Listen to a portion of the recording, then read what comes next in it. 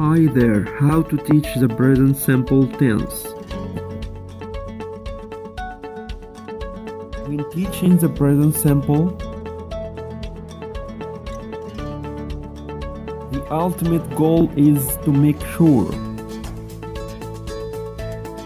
your students understand that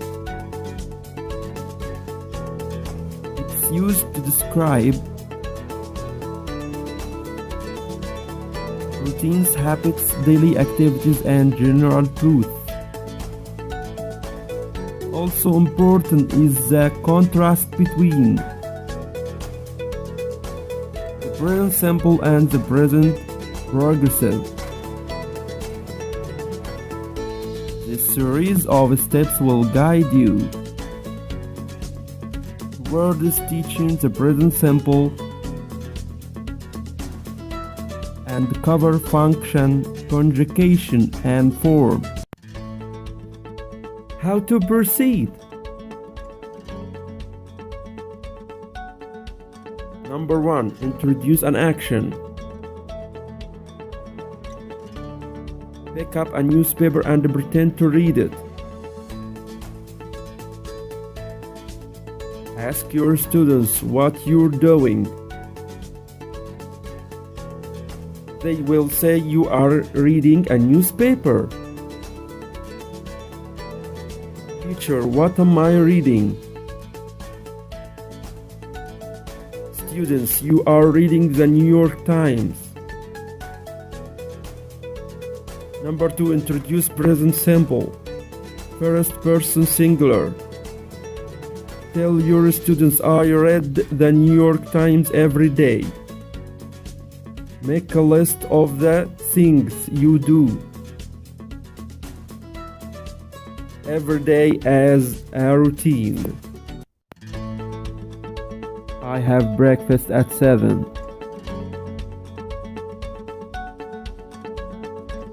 I go to work at 9. I have lunch at 12. I go home at 5. I watch TV before dinner. Make sure your students understand that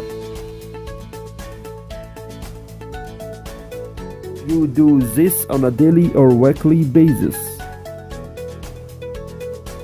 These are habitual actions. Go around the class and have students tell you what they do every day or what some of their habits are. They should give more examples in the first person singular. Introduce present simple, second person singular. Say, I read the New York Times. Sarah, you read USA Today. Go around the class giving examples like, I go to work at 9. You go to school? Face each of your students and state general truth. Teacher, John, you live in Queens? John to teacher, you live in Queens too. Teacher Sally, you have a dog. Sally to teacher, you have a cat. Split your students up into pairs and have them give each other statements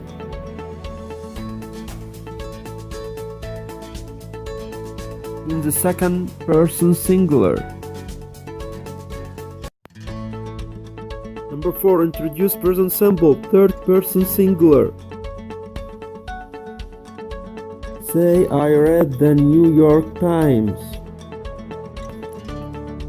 Sarah reads USA Today. Make sure students notice that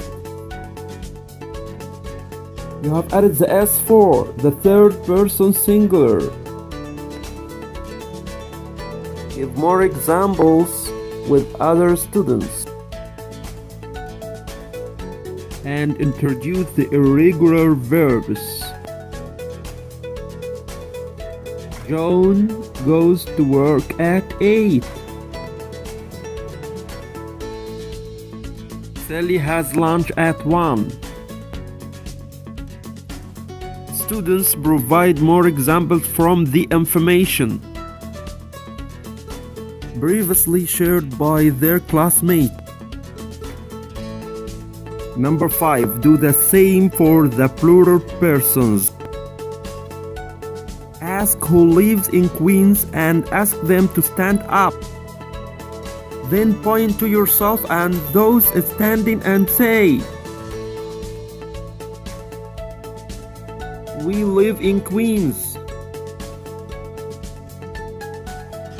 Ask who lives in the Bronx and ask them to stand up. Address those who are standing and say, "You live in the Bronx?" Point to your group and say, "We live in Queens." Ask who lives in Manhattan and point to that group and say, "They live in Manhattan." Number 6. Introduce present simple negative. Make a statement in the affirmative. Then make one in negative with don't. I live in Queens. I don't live in the Bronx. Ask a student to do the same, presenting first an affirmative, then a negative. Practice all persons except the third person singular. Number 7. Introduce present simple negative. Third person singular. Make a statement about a student. Then make one in negative form using doesn't. Teacher Alex reads the New York Times. He doesn't read USA Today. Number 8. Introduce present simple questions. Make a statement about yourself. Then ask a student a question to introduce do.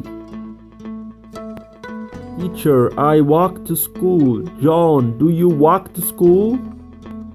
Walk around the classroom asking students questions and teaching them to answer yes I do or no I don't.